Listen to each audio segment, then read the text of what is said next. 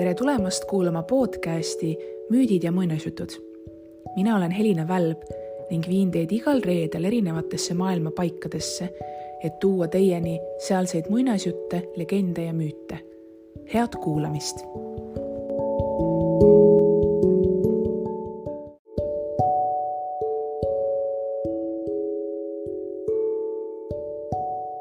Täna räägin sulle loo ühest noormehest, kes armus iseenda peegelpilti ja selle noormehe nimi oli Narkissos. Ja lugu muidugi pärineb Vana-Kreekast ja tolle piirkonna mütoloogiast siis. Ja Vana-Kreeka mütoloogiaga on üldse selles suhtes mul isiklikult olnud juba väga väikesest peale hästi tugev seos, sellepärast et minu kodus olid need raamatud, 2 raamatut väga kaunite piltidega, 80-ndatel välja antud, mis tõenäoliselt on väga paljudes Eesti kodudes olemas ja mida on nii mõnedki vanemad kui nende lapsed ribadeks lugenud omal ajal. Ja ka minu selline armastus, tegelikult ma arvan, et minu armastus ajaloo vastu sai ka tegelikult sealt alguse, sellepärast et eks mütoloogia ajalugu on natuke läbipõimunud asjad, omavahel on kohati ja eriti vanakreeklaste jaoks, kus mütoloogia, kõik see jumalik pool oli religiooni, tähendab kõik see jumalik pool, mis mütoloogias esines, oli ju religiooniga nii läbipõimunud ja oli samas kuidagi ka päris ellu kandunud, et eks nad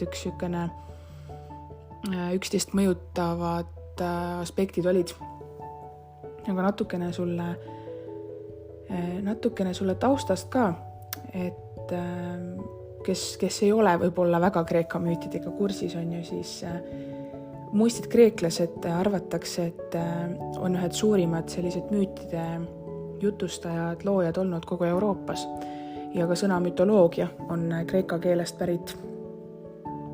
Nimelt 400 aastat enne Kristust umbes arvatakse, et Platon, tuntud kuulus filosoof, mõtles selle sõna välja, et eristada siis jumalikest tegudest jutustavaid fantaasiarikkaid jutustusi tavapäraste üleloomulike sündmuste tõetruust kirjeldamisest. Ehk siis tollel ajal kreeklased hakkasid aru saama, et selle kõige fantastilise maailma ja päris maailma vahel tuleb hakata nagu natukene vahet tegema ja arvatakse siis, et Platon see alusepanija oli. Ja nagu me teame, või nagu ma arvan, et sa tead, siis paljud Kreeka mütoloogia jumalad olid inimesekujulised ehk antropomorfsed, selline võõrsõna ka sulle siia, ja kehastasid siis neid erinevaid jõude, universumi jõude, stihjaid. Ja nüüd mina ka, kui ma oma õpilastega olen rääkinud Kreeka jumalatest, siis olen ikka öelnud, et need ikka tihti kujutati selliste pisut väiklaste ja kättemaksu himulistena, et kuigi nad olid justkui kohati inimestele eeskujuks, siis samas tehtigi igasuguseid tegusi, mille järgi nii-öelda ei tasunud tavainimene oma samme seada. Ja Kreeka mütoloogia on tõeliselt rikkalik varamu. Tõeliselt seal see on täis koletisi, erinevaid sõdu ja intriige ja jumalate vahelisi, inimeste vahelisi konflikte. Ja eks see, et neid lugusid nii palju oli, siis ega kreeklastel oli omal ajal ka natuke keeruline vahet teha, et mis on päris ajalugu ja mis on mütoloogia. Näiteks kui sa mõtled kuulsad Homerose eepostele Ilias ja Odüsseia, eks ju, et ka need annavad hästi seda maailmapilti edasi. Ja nagu me teame, siis Rooma riigi tõustes on ju, siis Kreeka kultuur, hellase kultuur läks Rooma riigi alla ja sealt võeti ka roomlased võtsid väga suure osa on ju Kreeka uskumustest, jumalatest endale, kujundasid endale sobivalt ümber ning see kultuur selles suhtes püsis ikkagi väga-väga kaua. Ja nagu me teame, ka tänapäeval on kirjanduses, kunstis, filmis, üleüldse kultuuris tegelikult siiamaani päris palju seda Kreeka mõju. Ja ta on põnev, seda on koolis ka näha, et õpilased 6. klassis tegeletakse mütoloogiaga natukene, Vana-Kreeka mütoloogiga siis ja õpilased on neid, kes on ennast väga tugevalt teemasse sisse lugenud ja see on mulle alati selline hästi mõnus äratundmine, sest olin ise omal ajal ju samasugune. Aga kui rääkida tänasest loost natuke täpsemalt, ehk siis Narkissose loost, siis õige pea sa seal loost saad teada, kes see noormees Narkissos oli ja kuidas ta siis iseendasse ära armus. Aga tema nimest, kui sa nüüd hästi mõtled Narkissos, et see kõlab natukene nagu nartsiss ja sul on õigus, kui sa sellele lahendusele tulid ja samuti see kõlab sarnaselt terminiga nartsissism ja tegelikult sellest Narkissose nimest ongi tulnud ka nartsissismi mõiste siis nimetus. Ehk siis nartsissism tähendabki sellist enesearmastuse, imetlemise ja enda veetlusjõu suunamist iseendale Wikipedia andmetel. Ja me teame, et näiteks psühholoogias nartsissism, psühhiaatrias siis nartsissism võib ikkagi tähendada ka sellist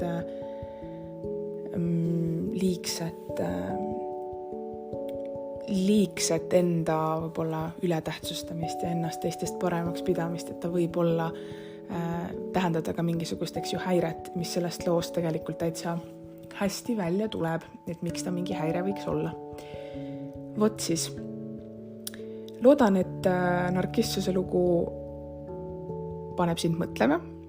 Loodan, et see on sinu jaoks huvitav ja kohtume juba õige pea, juba mõnes uues piirkonnas ja täiesti uute lugude seltsis. Mõnusat kuulamist!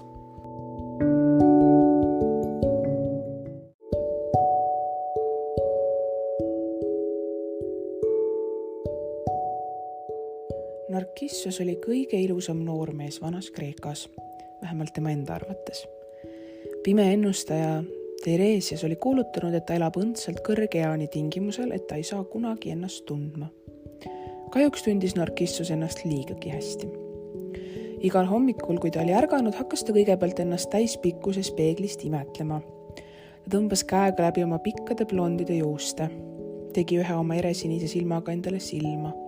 Ta pingutas lihaseid ja naeratas iseendale täiuslike valgete hammastega. Siis pani ta selga kitooni ja läks hommikust sööma. Tema vanemad ei osanud temaga mitte midagi peale hakata, sest kuigi ta oli alles 16-aastane, oli ta tõesti erakordselt hea välimusega. Paistis, et lausa pooled tüdrukud kogu maal olid temasse armunud ja kahjuks oli poiss nii võimatult edev, et ta murdis nii vasakule kui ka paremale südameid. Näiteks vandus üks tüdruk, et tapab end ära, kui Narkissos tema vastu natuke lahkem ei ole. Poisi vastus oli see, et ta saatis tüdrukule mõõga. Õnnetu tüdruk torkaski end sellega läbi ja leidis nii kurva otsa. Aga mitte ainult inimesed ei olnud Narkissosest vaimustuses.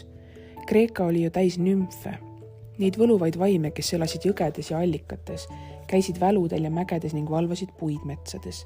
Ühe nimi oli Eko ja Narkissosesse armumine oli halvemuselt teine asi, mis temaga juhtus.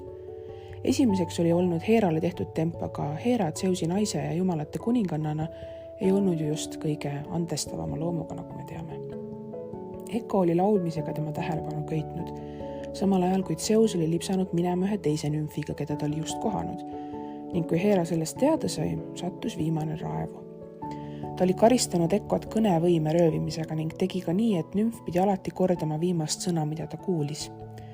Nii et kui Eko püüdis Narkissosele oma tunnetest rääkida, sai ta kasutada vaid poisi enda sõnu. Tulemuseks oli täielik läbikukkumine. Ta nägi noormeest ühel päeval metsas. Narkissos oli väidetavalt hirvejahile läinud, aga tegelikult oli ilm jahiks liiga palav ja pealegi kartis ta oma soengut sassi ajada ja riideid rikkuda. Ta kõndis mööda lehtedega ülepoistatud rada, kui märkas nümfi, kes teda ärevalt piidles. Ta haigutas. Tere! Ma oletan, et sa oled jälle üks selline naine, kes peab mind nii väga ilusaks. Nii väga ilusaks, vastas Eko. Seda ma arvasingi, ütles Narkissos. Noh, sa raiskad oma aega, kardan ma. Kardan ma, ütles Eko. Ja peaksidki kartma, etkas Narkissos. Kui täiesti aus olla, siis isegi, kui sa oleksid Afrodite ise, ikkagi ei laseks ma sind endale ligi. Endale ligi, hüüdis Eko. Kas sa oled mingi kurt või? Ma just ütlesin, et ei laseks. Mine nüüd minema. Minema, halas Eko. Mõistis, et tema olukord oli lootusetu, pagas nümf metsast pisarad mööda põski alla voolamas. Ta veetis ülejäänud elu murtud südamega ja üksikuna inimtühjas orus, kus ta koopas elas. Tema ihu kadus, tema luud muutusid kiviks, varsti jäigi temast järele ainult hääl. Ja kui sa peaksid kunagi sattuma orgu või koopasse midagi hõikama, siis kuuleksid, et ta vastab sulle ikka veel. Samal ajal läks Narkissos kodu poole ja mõtles, mida õhtusöögi puhul selga panna ja kas tema juuksed näeksid veelgi paremad välja, kui need vasakule poole seitlisse kammida. Aga juhtumisi oli Afrodite kuulnud tema viimast märkust Ekole ja näinud, mis juhtus, ja ta oli vihane.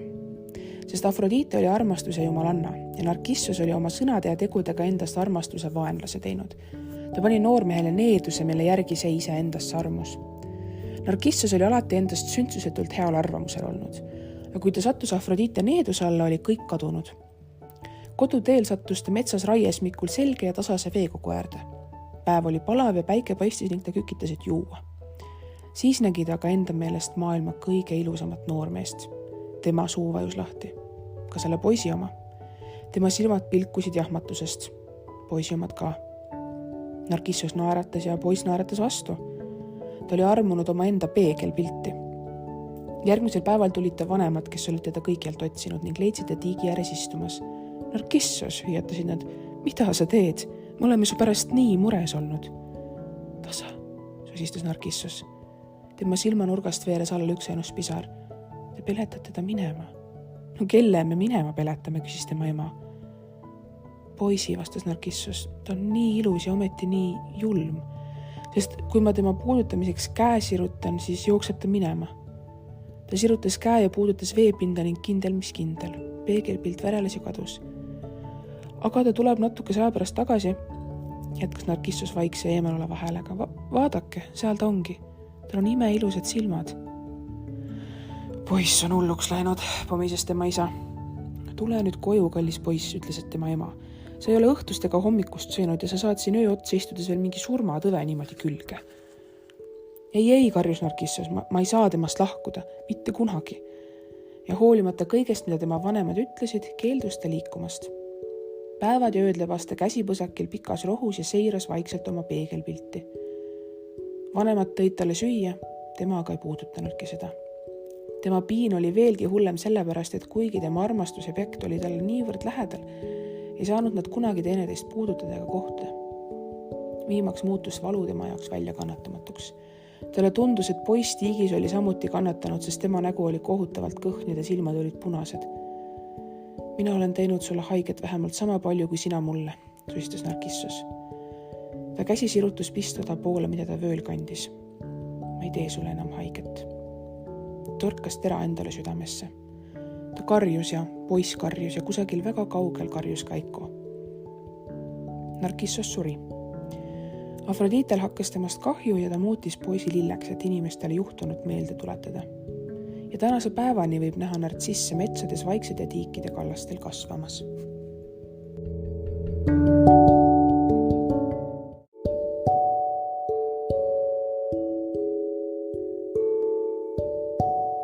Aitäh, et kuulasid podcasti Müüdid ja muinasjutud. Kohtume juba järgmisel reedel. Kuulmiseni!